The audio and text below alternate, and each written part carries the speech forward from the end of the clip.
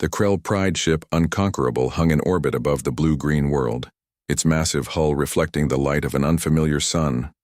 Commander Vask stood on the observation deck, his thick scales rippling with anticipation as he studied the planet below.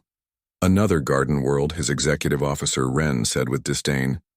Soft, like all the others. Vask nodded in agreement.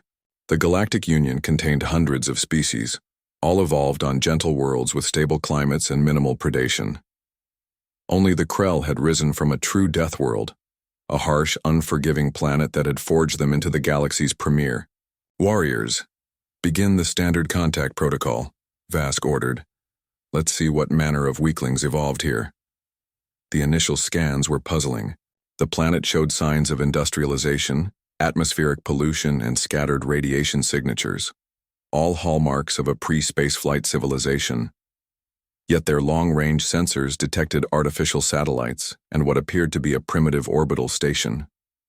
Unusual development path, muttered Science Officer Trell, her claws tapping rapidly across the console. And their biosphere readings are concerning. Concerning how? Vask demanded. The native apex species registers as endothermic vertebrates, but their biochemistry suggests adaptations to environmental extremes we typically only see in Krell, Wren interrupted, leaning over the display. Impossible. 3 days later, the diplomatic shuttle landed at the designated meeting site, a flat expanse of concrete surrounded by towering structures in a place the natives called New York. Vask had insisted on leading the delegation himself, flanked by 6 elite warriors. The Krell stood nearly 3 meters tall, their armored bodies dwarfing the waiting humans. A small party approached them.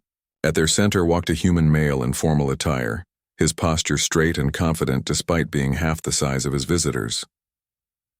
"Welcome to Earth," the man said, introducing himself as Ambassador Gray. "We're honored to make first contact with the Krell Dominion." Vask was unimpressed. The humans appeared fragile with their soft skin and lack of natural weapons, yet something about their calm demeanor in the face of such physically superior beings triggered an ancestral warning signal in his brain.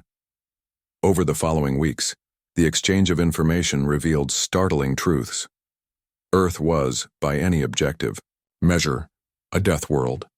Its extreme temperature variations, natural disasters, abundant predators, and pathogenic microorganisms should have prevented the rise of an advanced species. "How did your kind survive this?" Vask asked Gray one evening, genuinely curious. They stood on the observation deck of the human space station that orbited their world, looking down at swirling hurricane patterns over an ocean. "We adapted," Gray said simply. "Then we overcame." Further cultural exchange revealed more disturbing facts. Humans had not merely survived their world. They had conquered it through relentless innovation and sheer stubborn will. Their history was filled with conflict, yet also remarkable resilience. They had nearly destroyed themselves multiple times but always rebuilt, learning and growing stronger. The most shocking revelation came during a physical demonstration. The human military had arranged a series of exhibitions to showcase their capabilities. What the Krell witnessed defied their understanding. A human soldier ran continuously for hours without rest. Another lifted weights that would challenge a Krell warrior. A third demonstrated their ability to function after days without sleep. Most impressively, a team of humans showcased their capacity to work together, compensating for individual weaknesses through coordinated effort, a concept foreign to the individualistic Krell. "You don't understand," Trell told Vask in private. "Our evolution demanded physical strength above all. Theirs required adaptability. They can survive virtually anywhere. They heal faster than any species we've encountered.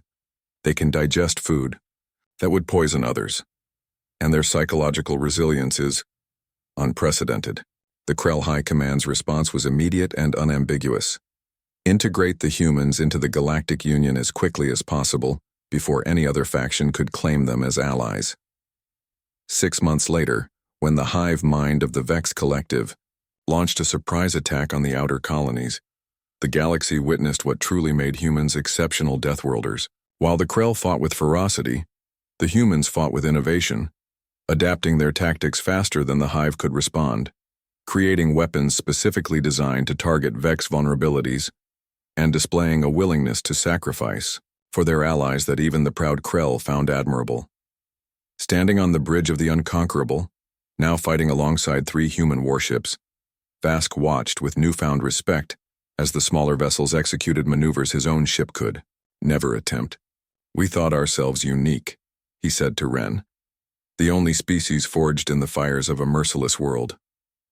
"We were wrong," Ren replied, watching as a human ship absorbed damage that would have crippled a Krell vessel, yet continued fighting. "Not just wrong," Vask corrected, a new understanding dawning. "Arrogant. We survived our death world by becoming stronger. They survived theirs by refusing to accept limitation." As the battle turned in their favor, Vask realized the galaxy had forever changed. The Krell were no longer the sole Deathworlders in known space. And perhaps, Vask reflected, watching the humans pull off another impossible maneuver, they had never truly been the strongest after all.